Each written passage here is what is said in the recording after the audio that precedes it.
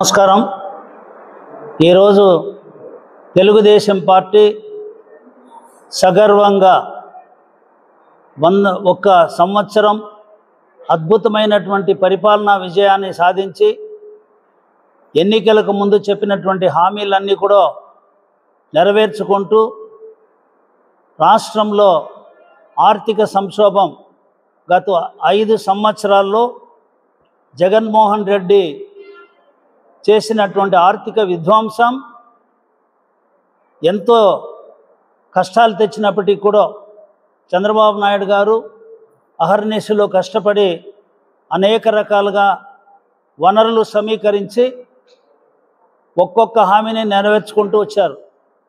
అందులో చాలా పెద్ద హామీ తల్లికి వందనం. అంటే ఈరోజు గౌరవ ముఖ్యమంత్రి గారు ఆంధ్రప్రదేశ్ రాష్ట్రాన్ని భారతదేశంలో మొదటి స్థానంలో తీసుకోవాలని చెప్పి, అందుకు విద్య అనేది చాలా ముఖ్యమైనది కాబట్టి ప్రతి ఒక్క చదువుకునే పిల్లలందరికీ కూడా సంవత్సరానికి 15,000 రూపాయలు, అంటే తల్లికి 13,000 రూపాయలు నగదు డైరెక్ట్గా వాళ్ళ బ్యాంక్ ఖాతాల్లో ఒకేసారి 10,000 కోట్లకు పైన ప్రభుత్వం ఒక్క రోజులో జమ చేయడం అనేది ఇది ఒక అద్భుతమైన విషయం.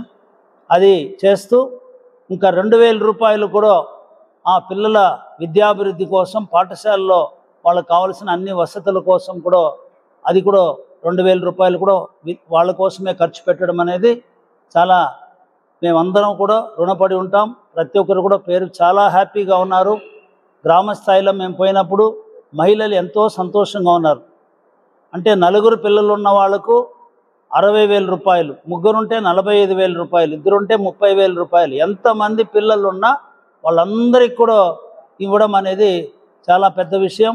ఈవెన్ ప్రైవేట్ స్కూల్లో చదివే వాళ్ళకు కూడా ఈరోజు ఈ అవకాశం ఇచ్చారంటే గౌరవ ముఖ్యమంత్రి గారికి మేమందరూ కూడా ధన్యవాదాలు తెలియజేస్తున్నాం. అందరికీ నమస్కారం.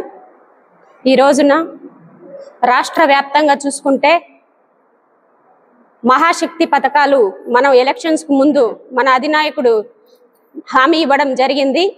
ఆ హామీలలో అన్నీ కూడా ఈరోజు నెరవేర్చడమే కాకుండా తల్లికి వందనం అన్నది చాలా చాలా పెద్ద ఖర్చుతో కూడుకున్నటువంటి విషయమైనా కూడాను రాష్ట్రం అప్పుల్లో కూరుకుపోయినా 1 సంవత్సరం లోపల మొత్తం సెటరేట్ చేసుకుంటూ తల్లికి వందనం అనేటటువంటి కార్యక్రమాన్ని ఆ రోజు హామీ ఇచ్చాడు. కాబట్టి ఈ రోజున 10,000 కోట్ల రూపాయల సొమ్ముతో మన ఆడబిడ్డల అకౌంట్లోకి, అంటే తల్లి ఖాతాలోకి ప్రతి ఒక్కరికి కూడా 15,000 చొప్పున ఎంతమంది పిల్లలుంటే అంతమంది పిల్లలకు కూడా ఇవాళ 15,000 రూపాయలను జమ చేసినటువంటి ఘనత మన తెలుగుదేశం పార్టీ అధినాయకుడు నారా చంద్రబాబు నాయుడు గారికి రాష్ట్ర మహిళల తరపున మేమందరం కూడా అభినందనలు తెలియజేస్తున్నాం.